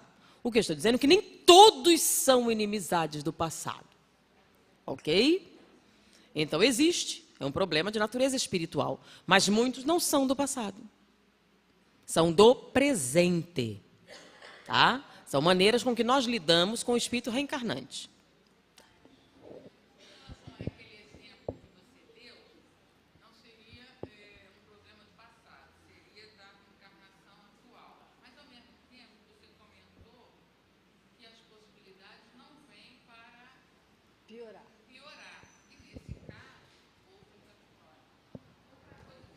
Olha só, não foi piora. Todos nós temos livre arbítrio, né? É a maneira com que a gente lida. Você faz um aborto, tá?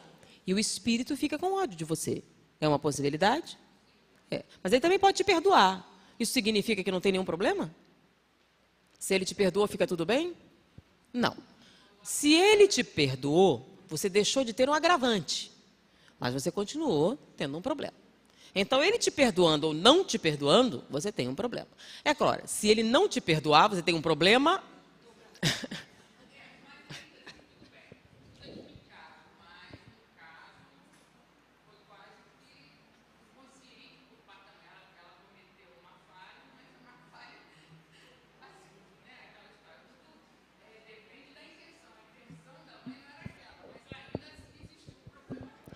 Antes de vir aqui, eu estava recebendo os e-mails e veio uma mensagem assim, sobre uma criança muito violenta, e o pai resolveu trabalhar isso. Então, deu uma tábua para ela. Toda vez que você perder a calma, você pregue um prego nesta tábua. E ele começou a fazer isso. Só que pregar o prego dava trabalho, né? Então ele começou a se controlar para não dizer certas coisas. E ele foi indo, até o dia em que ele ficou o dia inteiro sem pregar nenhum prego. Aí ele foi falar com o pai e mostrou. Muito bem, você aprendeu. Agora tire todos os pregos. Ele tirou. Tirou todos os pregos. Pois é, mas essa madeira nunca mais será como antes. Porque essas marcas não vão desaparecer. Então pedir desculpas é muito confortável. E como fica? O problema não é se arrepender depois, é não fazer. Então o processo educativo é o quê? Não diga coisas para se arrepender depois. Faça uma avaliação antes. Então, se você está zangado, não diga nada, espera, diga depois. Depois de esfriar. Tem aquele negócio de você botar água, né? Você vai numa discussão, enche a boca de água e fica segurando o máximo possível. Depois você engole. Aí o que acontece? Você evita as marcas que não voltam atrás. Então, foi um lapso, mas foi um lapso o quê? Então, alguém chega para você... Mas você está horrível. Desculpa, foi mal. Mas já foi, né? Foi mal, não tive intenção nenhuma. Mas foi mal, se fosse você no lugar. Pensa bem, alguém lhe dá um presente com o maior carinho, né?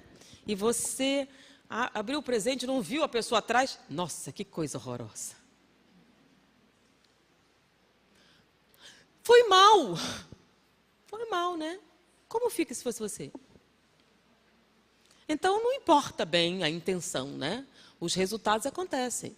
A gente está aqui para se educar em todas as circunstâncias.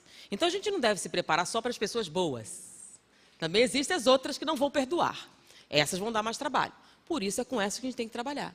Muitas vezes, nossos inimigos são os nossos melhores amigos. São eles que apontam. Os amigos vão deixando e você acha que está tudo bem. Aí o inimigo vai lá e diz, você é isso, isso, isso... Quem foi seu amigo? Quem lhe disse a verdade? Então, a gente tem que melhorar.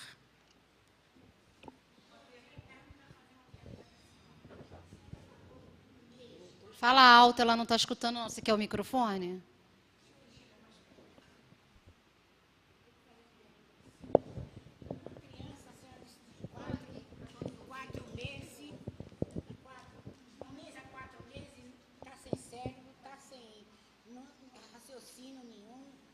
Não escuta, não enxerga. Por que a gente chega junto de uma criança dessa, a gente bate nele, ele sorri, ele dá aquele sorriso, fica todo assanhadinho? Eu quero uma explicação para isso. Quando a gente fala que ela não enxerga como nós. Então, por exemplo, se você perder algumas áreas da visão, você já viu aqueles quadros impressionistas? Que você, quando fecha os olhos assim, você enxerga melhor? É porque o cara que pintou era míope. Então, ele pintava o que ele enxergava. O míope vê tudo embaçado, né? Então, se eu pintar exatamente o que eu estou enxergando, a realidade vai ser como? Toda embaçadinha. A realidade é assim? Não. Aí, quando você aperta os olhos para ver o quadro, você vê ele mais nítido, que é o que o míope faz para enxergar melhor, não é? A criança recém-nascida não enxerga como você enxerga. Tá? Agora, ela tem percepção das cores? Tem. Mas ela sabe que cor é? Não. Mas ela sabe a diferença entre cores primárias e outras, enxerga vultos. E você sabe que o sorriso da criança bem recém-nascida é a primeira interação social que ela faz. Ela contrai aqueles músculos. Quando ela contrai, todo mundo... Ah! Aí ela descobre que toda vez que ela contrai esses músculos, tem essa reação. Aí ela passa a fazer. Toda vez que ela quer que todo mundo se mexa, aí todo mundo faz. Aí ela começa a aprender a como se relacionar. Quando ela descobre a manha, que se ela gritar, vem gente. Se ela chorar, vem. Lembra? Antes a criança só chorava quando sofria. Mas depois de um tempo, não. Ela quer atenção, chora. Ela quer colo, chora. Então, ela descobriu que chorando obtém resultados. O raciocínio é igual ao nosso? Não. Tá? Então, as lembranças, o que ele está fazendo é que o cérebro não tem como armazenar. Então, puramente biologicamente, não tem lembranças. Mas a psicologia demonstrou que isso não é verdade. Que tem lembranças. Só que as lembranças são do espírito, não do corpo.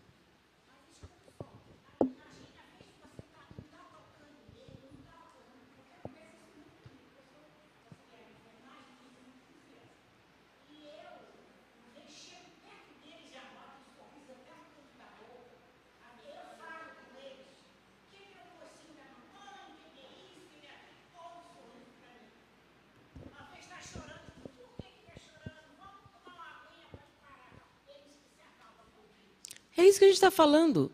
O recém-nascido reconhece a mãe e nunca viu ela antes. Mudou a enfermagem hoje porque se provou psicologicamente que reconhece. Quem está dizendo que não reconhece são os médicos e os biólogos. Entendeu? O médico diz que não pode porque ele não lembra. Mas o psicólogo diz não só pode, como lembra. Como a realidade demonstrou o quê? Que o prematuro, quando a mãe chega perto, melhora. Mas como? Se ela nem falou com ele, só de chegar perto. Quem é que percebeu? Foi o recém-nascido? Não, foi o espírito. Recém-nascidos mudam conforme também a vibração da pessoa. O espírito enxerga mais do que você, não é? Então ele enxerga uma áurea ruim. Então você é linda por fora e podre por dentro, certo? Só que um espírito fora do corpo vê o quê? A realidade. Então ele reage mal. Tanto que a gente tem certa dificuldade em enganar criancinhas, né ou não é? A gente engana a criança maior. Agora a criança muito pequena reage a quê? Não é a cara da pessoa, reage a quê? Ao clima espiritual.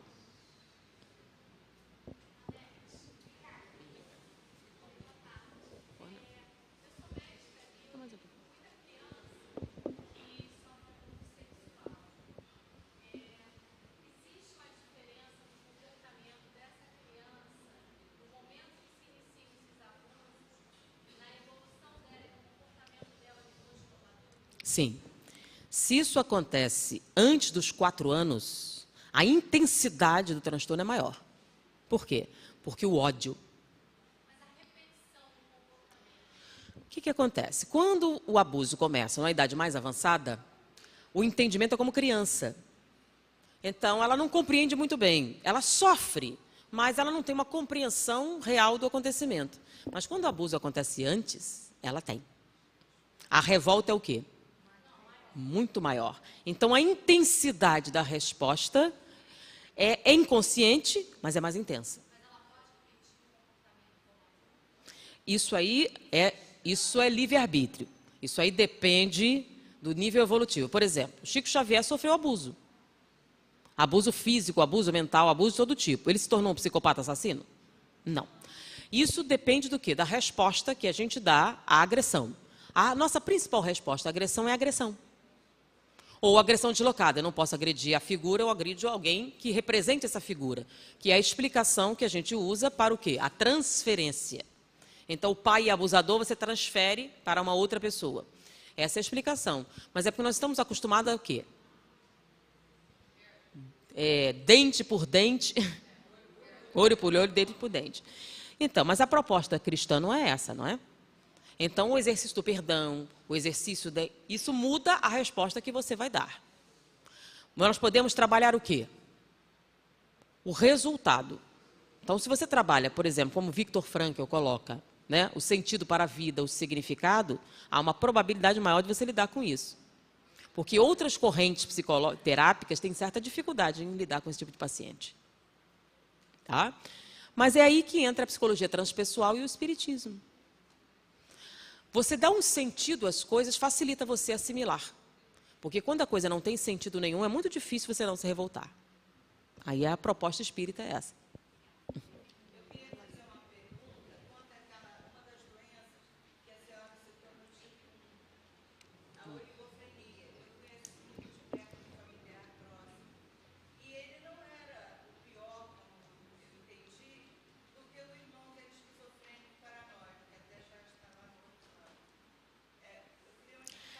Olha só, a noção de pior ou melhor é uma coisa muito relativa. Para uma pessoa em casa, alguém que estraga as coisas é pior. Né? Mas em termos médicos, a gente está falando sobre reações mentais. Então, por exemplo, se você se revolta é porque você é capaz de entender isso. Agora, um outro paciente que não tem nenhum tipo de resposta, ele está numa situação pior. Então, ele não é agressivo, por exemplo, entre os familiares, mas ele não tem nenhuma reação. É quase como um vegetal. Então, quando a gente diz melhor e pior, estamos em termos de um adulto normal. Então, um adulto normal deveria ter uma série de reações, certo? Então, muito bem. Uma criança, quando se machuca, O que é que a criança normal faz? Chora. Então, se você tem uma criança que se machuca e não chora, ela é normal? Mas dá menos trabalho, não é? Então, o que é bom e o que é ruim? Então, você tem crianças com diagnóstico de autismo que só descobre tarde demais. Ela não dá trabalho nenhum, é boazinha, não faz nada, até você descobrir que ela não faz nada de nada. Significa por quê? Porque ela tem um transtorno. Então, a gente usa, por exemplo, hoje em dia, a gente prende uma criança num apartamento com TV e tudo mais e cobra determinados comportamentos, né? Então, você quer uma criança que fique quieta, que não estrague as coisas, que não quebre nada, que não faça isso, que não faça aquilo, não faça aquilo outro. Aí ela se torna um adulto que não tem iniciativa, que não tem curiosidade, que chega no emprego e senta e... O que você está esperando, meu filho? Estou esperando o senhor dizer o que quer. Por quê? Porque você treinou ele desde pequenininho para ser assim. Aí você quer que ele seja um adulto que chegue no lugar, vamos lá, vamos mudar isso. Que tenha iniciativa, que seja dinâmico, seja isso, se você criou uma situação. Então, bom e mal é um conceito muito complicado de você trabalhar, tá?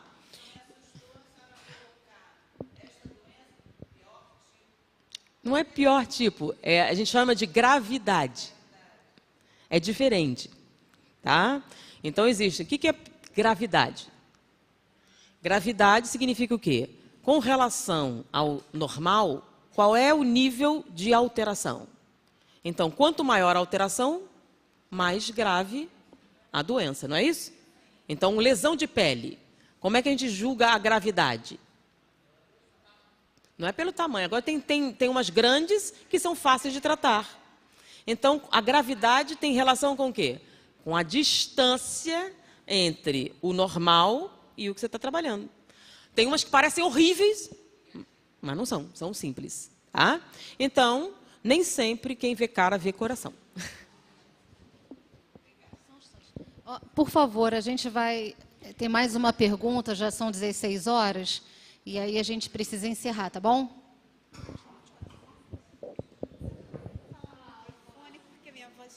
Eu vou falar no microfone que minha voz é muito baixinha. Eu me vi, por exemplo, eu tenho uma neta de 16, um de 10 e um agora que fez 2, dia 26. Esse que fez 2 anos, dia 16, desde o nascimento dele, ele não me encarava. Se eu chegasse desse lado, ele virava o olhinho para esse. Se eu chegava desse, ele virava para esse. Eu passei a segurar o rostinho dele, ele olhava para baixo. Aí, instintivamente, eu comecei. Eu sou sua avó, você é meu neto, eu te amo, a gente vai ter que se dar bem. Vamos começar uma amizade? E com o passar do tempo, ele começou já a me olhar. Quando ele começou a sorrir. Tá, hoje o Davi tem 2 anos. É a idade dele no registro. Mas a mentalidade do Davi é de um adulto. Eu entendi tudo que você falou. Aí eu fiquei, pelo que eu costumo muito ler, eu fiquei pensando assim, será que o Davi é uma criança índico? Porque ele já disfarça. Por exemplo, se eu falo assim, Davi, você fez isso, você não se faz, Davi. Ele vira para mim e fala assim, vovó, você não viu não que o Fred é o cachorro, que o Fred fez xixi agora mesmo? Vai lá olhar. É assim, ele tem uma mentalidade que ele já... Você vai falar alguma coisa, ele muda. Aí, não, Davi, vamos conversar aqui, não esquece o Fred. O que você fez? Mas, vovó, eu estava vendo a galinha pintadinha, mas, sabe, ele muda. Aí eu fico pensando, ele pode até ter sido uma pessoa da minha encarnação passada, que talvez a gente não se tivesse dado, a gente já está se dando a 1000 maravilha. Mas é uma possibilidade desse menino ser uma criança índica ou cristal, porque ele é demasiadamente... Assim, e eu fico pensando assim, como é que eu vou orientar os pais para lidar? Porque eu estou fazendo estudo. Então, eu me sinto na obrigação de, talvez, aprender um pouquinho mais para estar passando para os pais dele. Porque ele está um menino... Olha, isso de ter, além da idade, é muito comum. Tanto que deram o nome de síndrome da hiperatividade cerebral. Acontece, tanto que hoje não se testa mais QI antes de uma determinada idade, porque dá falso positivo. Ele parece superdotado. Quando chega aos 4 anos, fica normal. Então, isso é muito comum. Hoje, a gente está vendo mais, porque as crianças já estão tendo contato com escolas, com pessoas especializadas que podem avaliar. Antigamente, não, a gente não tinha contato. A criança ia para o quintal, brincava entre elas e a gente não tinha essa interação social. Com isso, está crescendo a nossa capacidade de observação. Então, é um fato que as crianças entre 2 e 4 anos têm essa aparência de maturidade muito grande. Vou dar um exemplo. Meu filho, pequenininho, ele queria terno e gravata. Eu descobri que ele não comia fruta de jeito nenhum. E descobri que se eu cortasse, desse garfo e faca, arrumasse a mesa, ele comia. E eu passei, então, a arrumar a mesa e botar o garfo e a faca para ele comer fruta. E um dia ele chegou, eu não gosto de comer aqui. Por quê? Você não arruma a mesa direito. E como é que tinha que ser? Por exemplo, olha só, uma xícara. Tinha que ter 3 copos. 3 copos. Para que você quer 3 copos? Um para a água, um para o vinho. Na minha casa nunca teve vinho. Meus pais nunca nem viu vinho antes. Da onde saiu o copo de vinho? Então ele disse como uma mesa tinha que ser. Tinha que ter um copo para o vinho, agora para isso e tal. E quando ele recebia um presente, disse: mãe, temos que escrever uma carta de agradecimento. Escreva para mim. Agradeço o presente recebido e tal. Ele começou a ler, tinha 1 ano e 2 meses. Isso aí era aos 3 anos, mais ou menos. Então, ele era um gentleman. Ele não se sujava nunca. Ele era absolutamente... Então, ele queria ser terno, roupa social, ele não queria... Então, ele era todo assim. Depois dos 5 anos, ele se emporcalhava exatamente igual a todas as outras crianças. Eu pensei que ia ser um gênio, um troço qualquer. Meu marido filmou ele lendo 1 ano e 2 meses. Fazia essas coisas todas. E depois ficou absolutamente normal. Porquinho igual a todos. Antes dos 4, mas nem pisar. Ele horror em a praia e pisar e pôr o pé na sujeira. Ele não sujava a roupa dele, ele ficava todo arrumadinho, sentava. Via filmes longos. E não era só filminho de criança, não. Assistia, sentado. Nunca quebrou nada. Depois dos 5, toda a destruição normal que as crianças fazem, ele faz. Só para mostrar que ele parecia bem superdotado. Então, agora, ficou reprovado na escola, bem natural. Tá? Mas isso não significa que não possa ser. Qual é a diferença do índigo? O índigo vai continuar superdotado. Ele continua acima da média. Então, quando você fizer 6 anos, se for testar, aí você vai notar que o QI é mais alto. Tá? Não, a diferença é a paz. O cristal é espiritualmente mais dotado. O índico é intelectualmente mais dotado. Essa é só a diferença. Essa coisa que estão falando não é uma coisa assim certinha. É porque alguns videntes olham e veem um brilho diferente. Só isso. Tá? Dessas cores. Mas não é uma gradação 100%, nada disso. Tá? Você pode ter gente aqui terrar que é cristal também. Isso seria com relação à aura. Mas a criança índigo, como você está falando, seria um superdotado. Mas ele é superdotado e continuará sendo superdotado. O processo reencarnatório normal dá um falso superdotado. Esse falso superdotado é que ele é mais maduro, ele é mais intelectualmente desenvolvido, porque ele é um adulto. Porque ele sai do corpo e ele é um adulto. Quando ele vem, ele traz o quê? As lembranças. Então, ele tem a articulação de um adulto, ele tem a estrutura verbal de um adulto. Às vezes, ele traz mais coisa e traz. Eu sou Mark, o bombeiro. Ou eu sou fulano. Antes de você ser minha mãe, eu fui sua avó. Ou coisa desse. Você está me brigando comigo agora, mas eu já briguei com você antes. Ou então, você sabe com quem está falando? É muito comum. Tá? Você sabe com quem está falando? Eu sou um doutor. Eu vi um menininho, 2 anos e meio. Foram disciplinados. Você sabe com quem está falando? Assim mesmo. Eu sou doutor.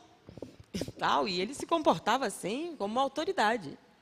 Uma outra eu fiz assim: quem manda nesta casa sou eu. E por quê? Porque eu sou superior hierarquicamente a você. Até a palavra. Primeiro, para falar hierarquicamente. Pede para o menino de 5 falar, fala aí, hierarquicamente. Aí o menino de 2 anos e meio falando hierarquicamente, a gente tem que pensar, é ou não é?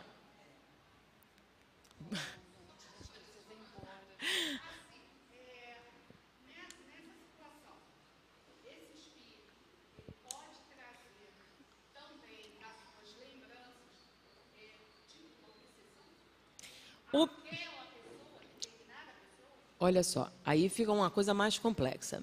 O que é que a medicina sugere nos casos de hiperatividade cerebral? Não dê valor, sabe? Deixa passar. Porque se você começar a estimular, aí você pode ter um problema. Então, o ideal é que você não dê valor. Ah, é mesmo, e tal. A curiosidade mórbida é prejudicial, porque você esqueceu por um motivo. Tá? Então, tem uma figura tênue. Se você começar a estimular, você pode criar transtornos. Então, o ideal é que você deixe para lá. Então, pegar uma criança muito nova, para botar como superdotado, para cobrar dela uma série de coisas, você pode criar problemas sérios. Expectativas irreais, porque depois de algum tempo ela não consegue manter a expectativa. Você é burro? Você era tão inteligente, agora é burro?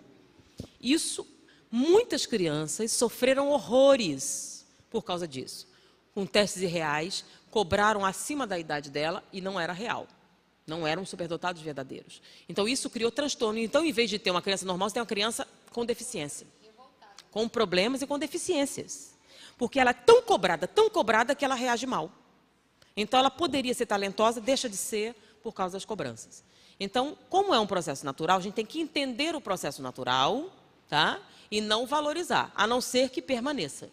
Então, permanece após algum tempo, aí sim você vai dar ajuda especializada. Ok? É que a gente realmente... Você pode falar com ela assim que a gente terminar? Porque a gente realmente precisa ir trabalhar nas salas, entendeu? Bem, gente, nós agradecemos muito a presença da Anete Guimarães, trazendo esses conceitos, essas novidades, pelo menos para mim, acho que para muitos, foi uma grande novidade que ela trouxe hoje. Nós precisamos assimilar e provavelmente a gente fala com a Ieda Larosa para marcarmos uma outra data para ver se a gente consegue digerir e tirar as dúvidas com mais calma, né? Vamos encerrar o nosso encontro de hoje, agradecendo a Deus, a Jesus, e a gente vai pedir a Thaís que faça a nossa prece de encerramento.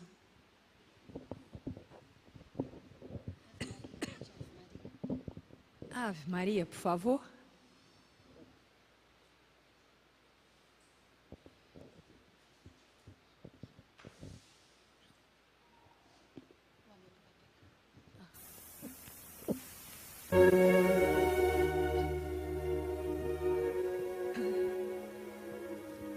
Deus nosso Pai, Jesus nosso Mestre amado, Mãe Santíssima e Frei Luís, nosso amigo, mentor, protetor de todos nós e desse lar, desta casa.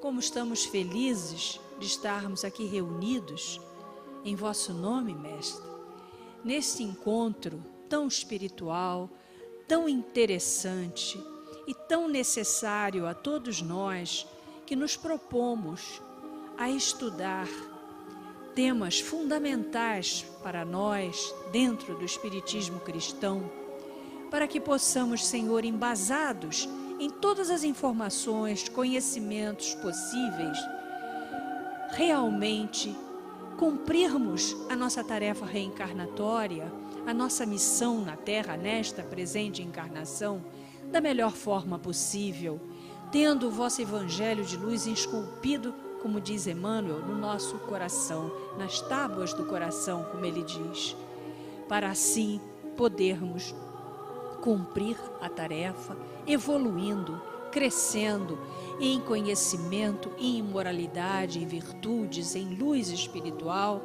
e ainda transformarmos tudo e todos à nossa volta no melhor possível, oferecendo de nós tudo de bom que já conseguimos amealhar em tantas encarnações.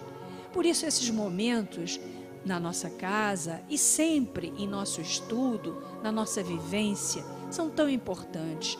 E a nossa irmã Anete, tratando do tema fundamental para todos nós, a reencarnação do espírito que é imortal e que nos influencia de tantas maneiras e formas diferentes, porque faz com que valorizemos cada momento, cada segundo, cada oportunidade que temos, que Deus, na sua imensa misericórdia e amor, nos dá, para fazermos o melhor dentro de nós e em torno dos nossos passos, para com todos aqueles com quem convivermos, em qualquer situação, em qualquer local. E quando se fala em crianças, aquele serzinho que está naquela fase de criança, mas que é um espírito, muitas vezes com muitas vivências, muito evoluído até, e está tolhido momentaneamente pela sua evolução fisiológica e, portanto, muito dependente de nós.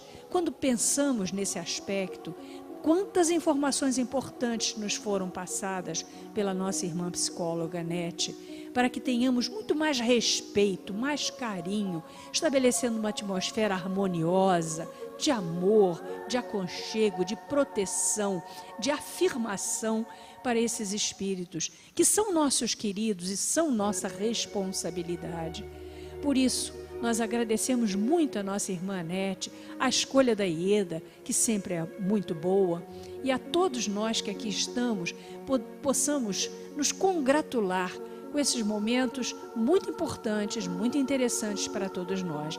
Desejamos à nossa irmã muito sucesso nessas palestras, nesses ensinamentos, que ela continue a distribuir sua experiência a tantos que necessitam como nós. E agradecemos a toda a espiritualidade aqui presente, rogando a vossa bênção, a vossa paz para todos que aqui estamos, para os trabalhos que já estão se preparando nas salas, vão continuar até a noite, especialmente, Senhor, nos trabalhos de evangelização, pelas palestras no salão, pelo estudo do Evangelho, a evangelização de inúmeras crianças e jovens, pais também, na escola de Evangelho. E, Senhor, que possamos prosseguir nessa harmonia, nessa paz, terminando esse trabalho com a oração em conjunto da vossa prece maravilhosa, Mestre, o Pai Nosso. Pai nosso que estás nos céus,